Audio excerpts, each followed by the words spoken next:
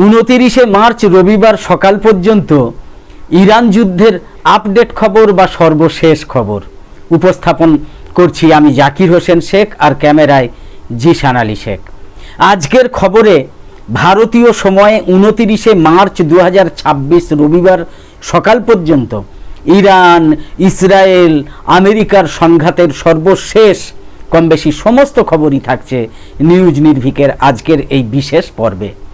বলতে বলতে 29 March Iran যুদ্ধের এক মাস পেরিয়ে গিয়েছে। গত 28 ফেব্রুয়ারি ইরান যুদ্ধের প্রথম দিনেই আমেরিকা আর ইসরায়েলের যৌথ হামলা অন্যায় এবং অবৈধভাবে খামেনেইকে খুন করেছে। তবু কিন্তু ইরানকে বাগে আনতে পারেনি পাগলা ডোনাল্ড ট্রাম্প। পুরোপুরি ব্যর্থ হয়েছেন আমেরিকার প্রেসিডেন্ট ডোনাল্ড ট্রাম্প। আর ইসরায়েলের প্রধানমন্ত্রী বেঞ্জামিন নেতানিয়াহু তিনি বেঁচে আছেন নাকি মরে গিয়েছেন তাই নিয়েই সারা বিশ্বে এখন তীব্র সন্দেহ তৈরি হয়েছে। এর মধ্যেই আবার রণাঙ্গনে হাজির হয়েছে ইয়েমেনের হুতি। 28 ফেব্রুয়ারি ইরানে হামলা করার সময়ে ডোনাল্ড ট্রাম্প কি কল্পনা করতে পেরেছিলেন যে ইরান যুদ্ধ এতদিন ধরে চলবে? অনেকের মতে ডোনাল্ড ট্রাম্প হয়তো ভেবেছিলেন ইরানের সর্বোচ্চ নেতাসহ প্রথম সারির কিছু নেতাদের হত্যা করেই ইরানের ইসলামী সরকার ফেলে দিতে পারবেন তিনি। কিন্তু বাস্তব ছবি হয়ে গিয়েছে সম্পূর্ণ ভিন্ন। 28 ফেব্রুয়ারি 2026 বিশ্বের ইতিহাসে স্মরণীয় হয়ে থাকবে এই দিনটা। ইরানে অন্যায় এবং অবৈধভাবে ডাকাতের মতো চোরের মতো হামলা চালিয়েছিল আমেরিকা আর ইসরায়েল। সেই যৌথ হামলায় একটুও কিন্তু দমে যায়নি ইরান, উল্টে ভয়ঙ্করভাবে পাল্টা হামলা শুরু করেছে তারা। যুদ্ধ ছড়িয়ে পড়েছে পশ্চিম এশিয়ার বিভিন্ন প্রান্তে। এইভাবে এক মাস কেটে গিয়েছে। 28 ফেব্রুয়ারি থেকে 28 মার্চ পার হয়ে গিয়েছে। ক্ষেপণাস্ত্র, ড্রোন হামলা, বিমান হামলা যেমন চলছে তেমনি অব্যাহত রয়েছে বাকযুদ্ধ, হুঁশিয়ারি, পাল্টা হুঁশিয়ারি, সব মিলিয়ে তপ্ত পশ্চিম এশিয়া। এক মাস পরে প্রশ্ন উঠছে, মার্কিন প্রেসিডেন্ট ডোনাল্ড ট্রাম্পের পরিকল্পনা কি পুরোপুরি ব্যর্থ হলো, নাকি ইরানের চাপে কঠিন পরিস্থিতির মধ্যে পড়েছেন ডোনাল্ড ট্রাম্প? 28 ফেব্রুয়ারি ইরানে হামলা করার সময় ডোনাল্ড ট্রাম্প কি স্বপ্নেও ভেবেছিলেন যে এতদিন ধরে যুদ্ধ চলবে? তবে পাগলা ডোনাল্ড ট্রাম্প গোয়েবেলসীয় কায়দায় কিন্তু বারবার দাবি করছেন যে ইরানের নেতাদের হত্যার পর ভেঙে পড়েছে সে দেশের শাসন ব্যবস্থা। তাদের অস্ত্র ভাণ্ডার প্রায় শেষ, তাদের সেনাবাহিনী বিধ্বস্ত, তারা আর প্রত্যাঘাত করতে পারবে না। কিন্তু ডোনাল্ড ট্রাম্পের এই আকাশ কুসুম মিথ্যা দাবির পর বিশ্বের চোখে সম্পূর্ণ উল্টোভাবে বাস্তবের ছবিটা দৃশ্যমান হচ্ছে। আন্তর্জাতিক বিভিন্ন সংবাদ মাধ্যমের দাবি হচ্ছে আমেরিকা ইসরায়েলের যৌথ হামলার উদ্দেশ্য ছিল ইরানের সশস্ত্র বাহিনীর মনোবলে ধাক্কা দেওয়া এবং তাদের সমস্ত সামরিক ঘাঁটি গুঁড়িয়ে দেওয়া। কিন্তু আমেরিকা বা ইসরায়েল কেউই এখনো পর্যন্ত তাদের কাঙ্ক্ষিত লক্ষ্যে পৌঁছতে পারেনি। এই পর্যায়ে অনেকেই মনে করছেন পাগলা ডোনাল্ড ট্রাম্পের আস্ফালনই সার হয়েছে। ইরানকে বাগে আনতে 100% ব্যর্থ হয়েছে মার্কিন প্রেসিডেন্ট ডোনাল্ড ট্রাম্প। আমেরিকা এবং ইসরায়েলের যৌথ অভিযান শুরুর পর থেকেই হরমুজ প্রণালী কার্যত অবরুদ্ধ করে রেখেছে ইরান। তার ফলে বিশ্বের নানা প্রান্তে জ্বালানি সংকটের সৃষ্টি হয়েছে। এই প্রণালী দিয়ে পশ্চিম এশিয়া থেকে তেল এবং গ্যাসের বড় অংশ বিশ্বের বিভিন্ন দেশে যায়। ইরানের অবরোধের কারণে অনেক দেশের জাহাজই আটকে রয়েছে ওই প্রণালীতে। ডোনাল্ড ট্রাম্প বারবার দাবি করেছেন যেভাবেই হোক হরমুজ প্রণালী ইরানের বাধামুক্ত হবে। বারবার দাবি করেছেন তিনি যে হরমুজ প্রণালীকে আমরা বাধামুক্ত করব ইরানের কাছ থেকে। এমনকি মার্কিন নৌবাহিনী পাঠিয়ে জাহাজ পাহারা দিয়ে পারাপারের কথাও বলেছেন ডোনাল্ড ট্রাম্প। কিন্তু ভারত সহ কয়েকটা দেশ ছাড়া আর কারো জাহাজ হরমুজ প্রণালী পার করতে দিচ্ছে না ইরান। তারা স্পষ্ট করে দিয়েছে যে আমেরিকা বা ইসরায়েলের জন্য কোনো ছাড় দিতে তারা রাজি নয়। শুধু এই দুই দেশ নয়, তাদের বন্ধু দেশ মানে আমেরিকার বন্ধু দেশ এবং ইসরায়েলের বন্ধু দেশগুলোর জন্য একই পন্থা নিয়েছে ইরান। কোনো রকম ছাড় দেয়া হচ্ছে না। হরমুজ প্রণালী সম্পূর্ণ উন্মুক্ত করার জন্য ইরানকে 48 ঘন্টা সময় বেঁধে দিয়ে হুঁশিয়ারিও দিয়েছিলেন ডোনাল্ড ট্রাম্প। তিনি এও জানিয়েছিলেন যে যদি ইরান হরমুজ প্রণালী খুলে না দেয় তবে ইরানের বিদ্যুৎ কেন্দ্রগুলোতে হামলা চালানো হবে, আমেরিকা বলেছিল, ট্রাম্প বলেছিলেন। যদিও সেই সময়সীমা শেষ হওয়ার আগেই আবার ট্রাম্প বিদ্যুৎ কেন্দ্রে হামলা চালানোর পরিকল্পনা সাময়িকভাবে স্থগিত রাখার কথা ঘোষণা করেন। প্রথমে 5 দিন, যে আমরা এই 5 দিন আপাতত স্থগিত রাখছি, পরে সেটা বাড়িয়ে 6 এপ্রিল পর্যন্ত তার মেয়াদ স্থগিত রাখার মেয়াদ করেছেন মার্কিন প্রেসিডেন্ট ডোনাল্ড ট্রাম্প। পাগলা ডোনাল্ড ট্রাম্প স্বভাবসুলভভাবে এও দাবি করেছেন যে ইরানের সঙ্গে আবার আলোচনা চলছে। গত কয়েকদিনে ডোনাল্ড ট্রাম্প বারবার দাবি করেছেন যে ইরান নাকি যুদ্ধ বন্ধ করার জন্য আলোচনা চেয়েছিল, আর সেই আবেদনে সাড়া দিয়ে রাজি হয়েছে আমেরিকা। ইরান কিন্তু ডোনাল্ড ট্রাম্পের সেই দাবি সঙ্গে সঙ্গে উড়িয়ে দিয়েছে। উল্টে সত্যিটা প্রকাশ্যে আসতে জানা যাচ্ছে যে ডোনাল্ড ট্রাম্পই আসলে 15 দফা প্রস্তাব রেখেছে ইরানের কাছে, একেবারে বলা যায় আক্ষরিক অর্থে হাতে পায়ে ধরে। জানা যাচ্ছে যুদ্ধবিরতির জন্য ইরানকে 15 দফা প্রস্তাব দিয়েছেন ডোনাল্ড ট্রাম্পই হাতে পায়ে ধরে। তারপর পাল্টা প্রস্তাব দিয়েছে ইরান। তবে এখনো পর্যন্ত কোনো পক্ষই সরাসরি আলোচনার টেবিলে বসেনি, কথা চালাচালি শুরু হয়েছে পাকিস্তানের মাধ্যমে, এইটুকু জানা যাচ্ছে। পাল্টা প্রস্তাব নিয়ে দর কষাকষির মধ্যেও বন্ধ নেই কিন্তু উভয় পক্ষের আক্রমণ, উভয় পক্ষের হামলা। আমেরিকা ইসরায়েল যেমন ইরানে হামলা চালাচ্ছে, তেমনি ইরানও পাল্টা আক্রমণের পথ বেছে নিয়েছে, আক্রমণের ঝাঁজ বাড়িয়েছে।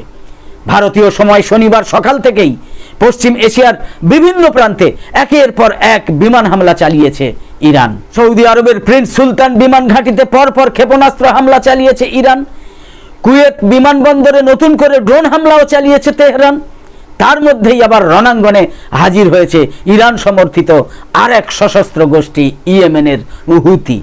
অতীতে লেবাননের হিজবুল্লাহ, ইরাকের পপুলার মোবিলাইজেশন ফোর্সেস মানে সংক্ষেপে যাকে বলে পিএমএফ, এবং আসাব আল কাহাফের মতো গোষ্ঠীগুলো ইরানের সমর্থনে যুদ্ধ করেছে। শনিবার হুতি বাহিনীর মুখপাত্র ব্রিগেডিয়ার জেনারেল ইয়াহিয়া সারি ইসরায়েলের বিরুদ্ধে যুদ্ধ ঘোষণা করে ক্ষেপণাস্ত্র হামলার ভিডিও ফুটেজ প্রকাশ করেছেন। বিদ্রোহী বাহিনী নিজস্ব স্যাটেলাইট টিভি চ্যানেল আল মাসিরাহাতে তিনি বলেছেন, আমেরিকা এবং ইসরায়েলের আগ্রাসনের বিরুদ্ধে আমরা দীর্ঘমেয়াদী যুদ্ধের জন্য প্রস্তুত। সৌদি আরবের প্রিন্স সুলতান বিমান ঘাঁটিতে ইরানের ক্ষেপণাস্ত্র হামলায় আমেরিকা যুক্তরাষ্ট্রের একটা E-3 সেন্ট্রি যুদ্ধ বিমান ক্ষতিগ্রস্ত হয়েছে। এই যুদ্ধ বিমানটা আগাম সতর্কতা পাঠানোর মতো গুরুত্বপূর্ণ কাজে ব্যবহৃত হয়। Airborne warning and control system সংক্ষেপে যাকে বলে আওয়াক্স, এই আওয়াক্স হিসাবে ব্যবহৃত এই যুদ্ধ বিমান শত শত মাইল দূর থেকে ড্রোন, ক্ষেপণাস্ত্র এবং যুদ্ধ বিমান শনাক্ত করে এবং যুদ্ধক্ষেত্রের পরিস্থিতি নিয়ন্ত্রণে অত্যন্ত গুরুত্বপূর্ণ ভূমিকা পালন করে।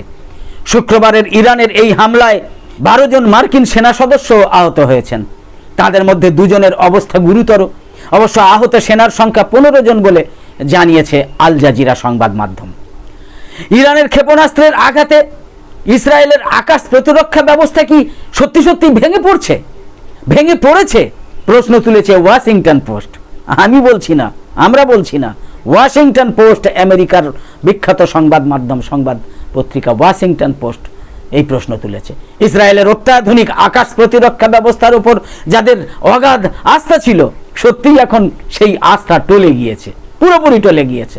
3 জন মার্কিন কর্মকর্তার দেওয়া তথ্য অনুযায়ী ইরানের ওপর হামলার প্রথম 2 দিনেই পেন্টাগন $560 কোটি মূল্যের গোলাবারুদ খরচ করেছে। গত শনিবার রাতে প্রায় 3 ঘন্টার ব্যবধানে ইরানের ক্ষেপণাস্ত্র সরাসরি আরাদ এবং ডিমোনার 2টো আবাসিক এলাকায় আঘাত এনেছে। এতে আজরান এবং তার প্রতিবেশীদের অনেকের ঘরের জানলা ভেঙে চুরমার হয়ে গিয়েছে। কর্তৃপক্ষ জানিয়েছে এই হামলায় অন্তত 115 জনের বেশি মানুষ আহত হয়েছেন, হতাহত হয়েছেন। তাদের মধ্যে আবার 11 জনের অবস্থা আশঙ্কাজনক, যদিও নিহতের সংখ্যা অনেক বেশি বলে এটা প্রকাশ করছে না ইসরায়েলের গণমাধ্যম বা আমেরিকার গণমাধ্যম। ইসরায়েলি সেনাবাহিনী এখনো পর্যন্ত ব্যাখ্যা দেয়নি যে ঠিক কী কারণে প্রতিরক্ষা ব্যবস্থাটা ব্যর্থ হয়েছে। এই হামলা নতুন করে কিছু প্রশ্নও সামনে এনেছে। ইসরায়েলের কাছে পর্যাপ্ত ইন্টারসেপ্টর ক্ষেপণাস্ত্রের ঘাটতি দেখা দিয়েছে কিনা তা নিয়েও প্রশ্ন উঠেছে। ডিমোনায় একদল কিশোরকে ধ্বংস হয়ে যাওয়া ঘরবাড়ির সামনে ড্রাম বাজিয়ে গান গাইতে দেখা যায়। তারা এই হামলায় হতাহতদের প্রতি এবং ইসরায়েলের প্রধানমন্ত্রী বেঞ্জামিন নেতানিয়াহুর প্রতি শ্রদ্ধা জানিয়ে গান গাইছিল। সেই সঙ্গে দীর্ঘমেয়াদী যুদ্ধের আশঙ্কায় গুরুত্বপূর্ণ স্থাপনাগুলো রক্ষায় সেনাবাহিনী এই ব্যয়বহুল ক্ষেপণাস্ত্রগুলো সাশ্রয় বা সংরক্ষণ করছে কিনা তা নিয়েও উদ্বেগ তৈরি হয়েছে। স্পর্শকাতর পারমাণবিক স্থাপনা থাকায় ডিমোনা শহরটা গুরুত্বপূর্ণ লক্ষ্যবস্তুগুলোর একটা। ইরানের পার্লামেন্টের স্পিকার মোহাম্মদ বাঘের গালিবাফ কিছুটা বাড়িয়ে বললেও তার মতে সুরক্ষিত ডিমোনায় ক্ষেপণাস্ত্র প্রতিহত করতে ইসরায়েলের ব্যর্থতা বড় মোড় পরিবর্তনকারী একটা ঘটনা। সামাজিক যোগাযোগ মাধ্যম এক্সে এক পোস্টে তিনি বলেছেন, ইসরায়েলের আকাশ এখন সম্পূর্ণ অরক্ষিত। মধ্যপ্রাচ্যের চলমান উত্তেজনার মধ্যে বড় ধরনের কূটনৈতিক বার্তা দিয়েছে উপসাগরীয় দেশগুলো। উপসাগরীয় সহযোগিতা পরিষদ জিসিসি এক জরুরি বৈঠকে সিদ্ধান্ত নিয়েছে যে তারা ইরানের বিরুদ্ধে কোনো রকমের সামরিক অভিযানে অংশ নেবে না এবং তাদের ভূখণ্ড এমন হামলার জন্য ব্যবহার করতে দেবে না, অর্থাৎ আমেরিকাকে তাদের ভূখণ্ড ব্যবহার করতে দেবে না। গত বৃহস্পতিবার রিয়াদে অনুষ্ঠিত এই বৈঠকে অংশ নেয় সৌদি আরব, সংযুক্ত আরব আমিরাত, কাতার, কুয়েত, বাহরাইন এবং ওমান। বৈঠকের দিকে নজর ছিল আমেরিকা এবং ইসরায়েলের, থাকাটাই স্বাভাবিক, কিন্তু সিদ্ধান্ত প্রকাশের পর আমেরিকা আর ইসরায়েল হতাশ হয়েছে বলে আন্তর্জাতিক গণমাধ্যমের প্রতিবেদনে জানানো হয়েছে। জিসিসি মহাসচিব আল বুদেইর বৈঠক শেষে জানিয়েছেন সদস্য দেশগুলো স্পষ্টভাবে যুদ্ধ এড়িয়ে কূটনৈতিক সমাধানের পথেই এগোতে চায়। তারা মনে করে ইরানের সঙ্গে চলমান সংঘাত আলোচনার মাধ্যমেই শেষ করতে হবে। একই সঙ্গে ইরানের হামলা অবিলম্বে বন্ধ করার আহ্বানও জানানো হয়েছে ওই বৈঠক থেকে। মধ্যপ্রাচ্যে শান্তি ফেরাতে উদ্যোগ, ইসলামাবাদে বৈঠকে বসছে 4 মুসলিম দেশ। আজ মধ্যপ্রাচ্যে ক্রমবর্ধমান সামরিক উত্তেজনা এবং অস্থিরতা প্রশমনে একজোট হচ্ছে মুসলিম বিশ্বের শীর্ষ দেশগুলো। আঞ্চলিক সংকট নিরসন এবং শান্তি প্রতিষ্ঠার লক্ষ্যে গুরুত্বপূর্ণ একটা কূটনৈতিক মিশনে পাকিস্তান সফরে আসছেন সৌদি আরব, তুরস্ক এবং মিশরের পররাষ্ট্রমন্ত্রীরা। পাকিস্তানের উপপ্রধানমন্ত্রী এবং পররাষ্ট্রমন্ত্রী ইশাহাক দারের আমন্ত্রণে আজ রবিবার এবং আগামীকাল সোমবার মানে 29 আর 30 মার্চ ইসলামাবাদে এই উচ্চ পর্যায়ের চতুর্পক্ষীয় বৈঠক অনুষ্ঠিত হবে। এতে অংশ নেবেন সৌদি পররাষ্ট্রমন্ত্রী প্রিন্স ফয়সাল বিন ফারহান আল সৌদ, তুরস্কের পররাষ্ট্রমন্ত্রী হাকান ফিদান এবং মিশরের পররাষ্ট্রমন্ত্রী ডক্টর বদল আবদেল আতি। কূটনৈতিক সূত্রগুলো জানিয়েছে মধ্যপ্রাচ্যের বর্তমান যুদ্ধ পরিস্থিতি, বিশেষ করে ইরান এবং ইসরায়েল আর যুক্তরাষ্ট্রের মধ্যেকার উত্তেজনা নিরসনে এই বৈঠকটা অত্যন্ত তাৎপর্যপূর্ণ। দেশগুলো একটা সম্মিলিত কৌশল নির্ধারণের চেষ্টা করছে যাতে করে বাইরে থেকে কোনো সমাধান চাপিয়ে দেওয়ার আগে এই অঞ্চলের দেশগুলো নিজেরাই সমস্যার সমাধান করতে পারে। সফরকালে পররাষ্ট্রমন্ত্রীরা পাকিস্তানের প্রধানমন্ত্রী শেহবাজ শরীফের সঙ্গেও সৌজন্য সাক্ষাৎকার করবেন বলে সংবাদ মাধ্যম সূত্রে জানা যাচ্ছে। মধ্যপ্রাচ্যের দেশগুলোর সাধারণ জনগণকে দ্রুত মার্কিন ঘাঁটি সংলগ্ন এলাকা থেকে সরে যাওয়ার আহ্বান জানিয়েছে ইরানের ইসলামী বিপ্লবী গার্ড কোর IRGC। ইরানের তাসনিম নিউজ এজেন্সি জানিয়েছে, একটা বিবৃতিতে IRGC বলেছে, মার্কিন সেনাদের যেখানেই পাওয়া যাবে সেখানেই তাদের উপর হামলা চালানো IRGCর পবিত্র দায়িত্ব, পবিত্র কর্তব্য। মধ্যপ্রাচ্যের দেশগুলোর জনগণকে IRGCর বিবৃতিতে আরও বলা হয়েছে, আমরা আপনাদের জোরালো পরামর্শ দিচ্ছি যে যেখানে মার্কিন বাহিনী মোতায়েন রয়েছে সেই সব কাছাকাছি যেসব এলাকায় আপনারা বসবাস করেন, থাকেন, সেই সব এলাকা থেকে আপনারা দ্রুত চলে যান, সেই সব এলাকা আপনারা দ্রুত ত্যাগ করুন যাতে আপনাদের কোনো ক্ষতি না হয়। রুশ প্রেসিডেন্ট ভ্লাদিমির পুতিন সতর্ক করে বলেছেন, মধ্যপ্রাচ্যে চলমান অস্থিরতার প্রভাব কতটা সুদূর প্রসারী হতে পারে সেটা আগে থেকে কোনোভাবেই বলা সম্ভব নয়। তবে এর অর্থনৈতিক এবং সামাজিক ক্ষতি বিগত করোনা মহামারীর ভয়াবহতাকেও কিন্তু ছাড়িয়ে যেতে পারে বলে আশঙ্কা প্রকাশ করেছেন ভ্লাদিমির পুতিন, রাশিয়ার প্রেসিডেন্ট। মস্কোতে ব্যবসায়িক নেতাদের সাথে আয়োজিত একটা বৈঠকে পুতিন এই মন্তব্য করেছেন। পুতিন জানিয়েছেন যে এই সংঘাতের ফলে বিশ্বজুড়ে আন্তর্জাতিক লজিস্টিক্স এবং পণ্য সরবরাহ ব্যবস্থা ব্যাপকভাবে ক্ষতিগ্রস্ত হচ্ছে। বিশেষ করে জ্বালানি মানে হাইড্রোকার্বন, ধাতু এবং সার উৎপাদনকারী প্রতিষ্ঠানগুলো বর্তমানে চরম চাপের মুখে রয়েছে। এর ফলে বিশ্ববাজারে এইসব পণ্যের সংকট এবং দাম বাড়ার যথেষ্ট সম্ভাবনা রয়েছে।